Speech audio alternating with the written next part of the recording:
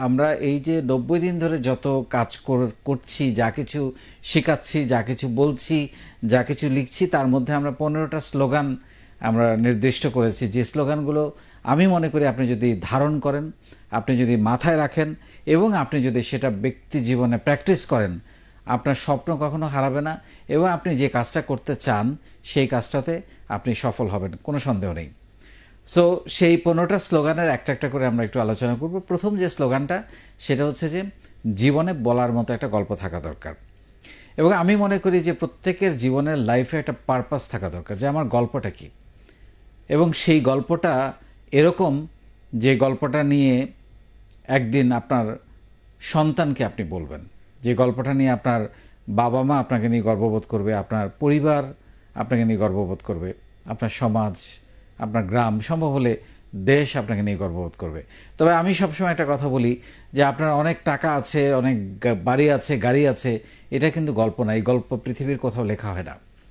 গল্প হচ্ছে সেটা যে আপনি বেড়ে ওঠার পাশাপাশি আরও অন্তত ৮জন, ১০জন বা ১জন বা ৫০ জন মানুষের জীবন বদলাতে তাদেরকে আপনি কতটা সাহায্য করেছেন, তাদেরকে ঘুরে দাঁড়াতে, বা একটা ইভেন গাছ লাগিয়েছেন, কাউকে এক ব্যাগ রক্ত দিয়ে জীবন বাঁচিয়েছেন, এটাও কিন্তু গল্পের একটা অংশ। সো এইটা মাথায় রাখতে হবে। নাম্বার ২, আমার খুবই জনপ্রিয় একটা স্লোগান, যেটা আমার ধারণা কোটি মানুষের হাতে চলে গেছে, সেটা হচ্ছে স্বপ্ন দেখুন, সাহস করুন, শুরু করুন এবং লেগে থাকুন, সফলতা আসবেই। স্বপ্ন তো আমরা দেখতে জানি, আমরা বাঙালি প্রচণ্ড স্বপ্নবাজ, কিন্তু আমরা সাহস করতে পারি না। সাহসটা আসে কিন্তু পড়াশোনা থেকে, জ্ঞান অর্জন থেকে, অভিজ্ঞতা থেকে। আপনার যদি কোনো একটা বিষয়, যেমন এই যে আমরা উদ্যোক্তা হওয়া শেখাচ্ছি ৯০ দিন ধরে, এটা আপনার একটা অভিজ্ঞতা, আপনার একটা জানা, একটা জ্ঞান অর্জন, তাহলে আপনি সাহস করতে পারবেন। এইটা যখন আপনার জানা থাকবে, এই দক্ষতাগুলো যখন আপনার হয়ে যাবে, তখন আপনি সাহস করতে পারবেন। শুরু করতে পারি না আমরা প্রধানত লোকে কি বলবে, আমি যদি ফেল মারি ব্যবসায়, আমি যদি না পারি। সো আসলে লোকে কিন্তু কিছু বলছে না, আপনি নিজের মধ্যে তৈরি করছেন যে লোকে বলতে পারে। তো সেই জন্য আমরা শুরু করতে পারি না, কিন্তু শুরু করতে হবে, কারণ লোকে কি বলবে আপনার কিছু যায় আসে না, সেটা তো আমরা শিখে গেছি। এবং লেগে থাকতে হবে, এটার কোনো বিকল্প নেই। অনেকেই স্বপ্ন দেখেন, সাহস করেন, শুরু করেন, কিন্তু লেগে থাকতে পারেন না। এই লেগে না থাকতে পারার অন্যতম প্রধান কারণ হচ্ছে যে আমাদের ধৈর্য কম। আমরা খুব দ্রুত কিছু একটা করে ফেলতে চাই, এইখান থেকে আমাদের বেরিয়ে আসতে হবে। আপনাকে যে কোনো একটা কাজে লেগে থাকতে হবে। হয়তো ওই কাজটা আপনি সফল হবেন না, কিন্তু অন্য কোনো একটা জিনিস শুরু করে আপনার স্বপ্নের পথে লেগে থাকতে হবে। তো এটা খুবই গুরুত্বপূর্ণ। এটা মাথায় রাখলে আমার মনে হয় যে জীবনটা অনেক ইজি হয়ে যায়। ৩ নাম্বার, যেটা জীবনে অন্তত ৫ থেকে ৭টা বছর একেবারে রোজা রাখার মতো করে সব কিছু বাদ দিয়ে আপনাকে ১২-১৪ ঘন্টা প্রয়োজনে পরিশ্রম করে জীবনটাকে কাটাতে হবে। কারণ আপনি যদি চিন্তা করেন আমি একই সঙ্গে আড্ডা দিব, বিনোদন করব, মজা করব, তারপরে কাজ করব, বা হয় না, এটা হয় না। একই সঙ্গে সব কিছু হয় না। কিছু জিনিস কিছু সময় সঞ্চয় করতে হয়, এবং এই সময়টা যদি আপনি প্র্যাকটিক্যালি কাজে লাগাতে চান, জীবনটাকে একটা জায়গায় নিয়ে যেতে চান, তাহলে ৫-৭টা বছর আপনাকে ব্যাপকভাবে কাজের পেছনে ডুবে থাকতে হবে। তারপরে আপনি মজা করেন, তখন লাইফ অনেক ইজি হয়ে যাবে। আপনি জানবেন কিভাবে অনেক কাজ একসঙ্গে করতে হয়, আপনি শিখে যাবেন। এবং সবচেয়ে বড় কথা, আপনার একটা অর্থনৈতিক স্বাধীনতার জন্য এটা খুবই গুরুত্বপূর্ণ, তাই না? সবাই তো সেটা চায়। সো এটা মাথায় রাখতে হবে। ৪ নাম্বার যেটা বলছি, এটা নিয়ে সেশন আছে, আমি বিস্তারিত ব্যাখ্যা যাব না। সফলতা হচ্ছে ৪ স। আমি যেটা বলি সবসময়, সেটা হচ্ছে সুশিক্ষা, সুস্বাস্থ্য, সুখ এবং সম্পদ। সো আপনার এই ৪টা স যদি একসাথে কাজ করে, সুশিক্ষা যেমন দরকার, সুস্বাস্থ্যও দরকার, নাহলে আপনি সফলতা ভোগ করতে পারবেন না। তারপরে সুখ দরকার, আপনি হয়তো অনেক সফল, কিন্তু আপনি সুখী কিনা, আপনি পরিবারকে ঠিকমতো সময় দেন কিনা, এটাও মাথায় রাখতে হবে। এবং ডেফিনেটলি সফলতার সঙ্গে কিছু পরিমিত সম্পদ দরকার, যেটা হলে আপনি সফলতাটাকে এনজয় করতে পারেন। ৫ নম্বরের জীবনে বড়, সফল এবং সুখী হওয়ার জন্য পজিটিভিটির কোনো বিকল্প নেই। আমি সবসময় পজিটিভিটি মানে হচ্ছে প্রোডাক্টিভিটি বাড়বে। নেগেটিভিটি লাইফে কিছুই দেয় না, নিজেকে ডাউন করা ছাড়া, নিজেকে অসফল করা ছাড়া কিছুই দেয় না, নিজেকে ছোট করা ছাড়া কিছুই দেয় না।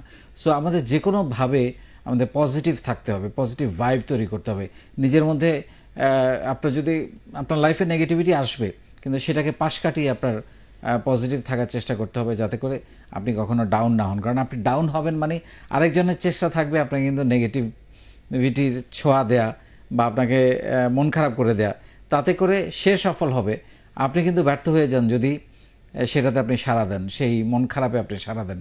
কারণ একটা দিন আপনার চলে যাবে, আপনি একটা দিন পিছিয়ে পড়বেন। সো এটা কোনো অবস্থাতেই করা যাবে না। সবচাইতে বড় বিনিয়োগ হচ্ছে সততা এবং কমিটমেন্ট। এইটা আমি বলি যে এটা মূলধন জোগাতে সাহায্য করে, ব্যবসা বাড়াতে সাহায্য করে, এবং এটা আপনাকে বড় বড় ডিল করতে এবং বায়ার পেতে আপনাকে কিন্তু এটা সাহায্য করে। দুনিয়াতে সমস্ত বিজনেস কিন্তু সততা এবং কমিটমেন্টটা খুবই গুরুত্বপূর্ণ। আপনি যে কোনো ডিল করতে যান না কেন, আপনার কমিটমেন্ট যদি ঠিক না থাকে, কেউ যদি কাস্টমার বলেন, ইনভেস্টর বলেন, কেউ যদি বুঝতে পারে যে আপনার কমিটমেন্ট ঠিক নাই, আপনার সাথে কিন্তু সেকেন্ড টাইম লেনদেন করবে না। সো আমাদের তো উদ্দেশ্য কি, যেটা আমি সবসময় বলি যে আমরা বিক্রি করি বিশ্বাস। সো আমাদের বিশ্বাসটাকে যদি সেল করতে হয়, তাহলে আমাদের সততা কমিটমেন্ট খুবই গুরুত্বপূর্ণ। তাহলে আপনি রিপিটেডলি আপনি একই মানুষের কাছে আপনি বারে বারে প্রোডাক্ট সেল করতে পারবেন, বা আপনি প্রয়োজনে আবার ইনভেস্টমেন্ট উঠাতে পারবেন। একই লোক থাকে, আপনি যদি প্রফিট দিতে পারেন, একই লোক দেখবেন আবার ইনভেস্ট করবে। সো এটা মাথায় রাখতে হবে। আমাদের জীবনে অনেক ঘটনা ঘটে, অনেক সমস্যা আমরা পড়ি। সেই সমস্যাগুলো যখন আমরা পড়ি, তখন আমি যেটা প্র্যাকটিস করার জন্য বলি সবসময়, সময় নিন, সময় দিন, সময় বদলাবে, সময় সব কিছু ঠিক করে দেবে। তো এখন আপনি যদি কিছু কিছু জিনিস অবশ্য বেশি সময় নেওয়া যায় না, সেটা বুঝে সিদ্ধান্ত নিতে হবে। কিন্তু আমি ব্যক্তিগতভাবে মনে করি কিছু প্রবলেম আসলে সলিউশন করাই লাগে না, সময়ের সাথে সাথে আপনি অটোমেটিক সলভ হয়ে যায়। সো আপনাকে সেটার জন্য সময় দিতে হবে। আপনাকে ধরেন কেউ একটা বাজে কথা বললো, কেউ আপনাকে অপমান করলো, ছোট করলো, তাৎক্ষণিক জবাব দেওয়ার দরকার নেই, সময় নেন, তার থেকে একটু এগিয়ে যান, সময় নিয়ে কাজ করে। মুখে তো জবাব দেওয়ার দরকার নেই, অটোমেটিক আপনার জবাব দেয়া হয়ে যাবে। সো এর থেকে মোক্ষম জবাব তো আর কিছু হতে পারে না। সো সেই ক্ষেত্রে এই জিনিসটা ব্যবহার করা হয়েছে। আর এটা খুবই কমন 8 নাম্বার, যেটা যে আমরা সবসময় প্রবলেম নিয়ে কথা বলি, এই প্রবলেম ওই প্রবলেম। কিন্তু প্রবলেম নিয়ে কথা বলার সময় আমি যেটা সবসময় বলি যে অন্তত একটা অথবা 2টা বা 3টা সমাধান আপনাকে বলতে হবে। আপনি শুধু প্রবলেমের কথা বলবেন না।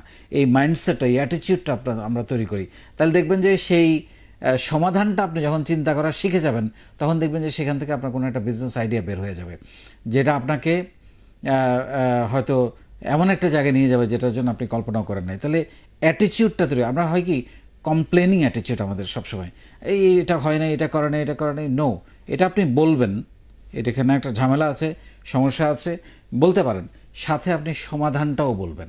তাহলে এটা কিন্তু আপার লেভেল ম্যানেজমেন্ট এগুলো শুনতে পছন্দ করে, এবং এটা আপার লেভেল, আপনি তো উদ্যোক্তা, আপনার নিজের জন্য এটা খুবই গুরুত্বপূর্ণ। সো আপনি যখন একটা প্রবলেম নিয়ে ভাববেন, এটা সমাধান নিয়ে ভাববেন, তখন দেখবেন যে আপনি কোনো একটা বিজনেস আইডিয়াও পেয়ে যাবেন। 9 নাম্বার, যেটা এটা খুবই জনপ্রিয়, আমার যে শিক্ষার্থীরা এটা খুব পছন্দ করেছে, সেটা হচ্ছে বৃষ্টি সবার জন্যই পড়ে, কিন্তু ভেজে কেউ কেউ। এটা নিয়ে একটা বইও লিখেছি আমি, এবং এটা খুবই কমন একটা বিষয়।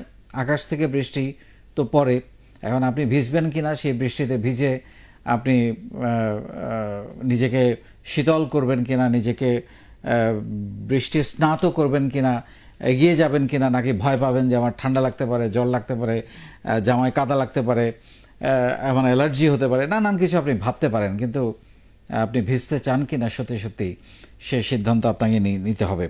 এবং এইটা উপমা ব্যবহার করা হয়েছে। আসলে যেটা বলা হয় যে একই ক্লাসে একজন টিচার পড়ান, কিন্তু দেখা যায় ফার্স্ট হয় একজন, বা 1 থেকে 10, ওই 10 জনই হয়, অনেকে আবার 50 নাম্বারে থাকে। তার কারণটা কি? টিচার তো একই লেকচার দিচ্ছেন, তাহলে যাদের উপর বৃষ্টি পড়ছে তারা সঠিকভাবে এটা নিচ্ছেন, আর যাদের পড়ছে না তারা পিছিয়ে যাচ্ছেন।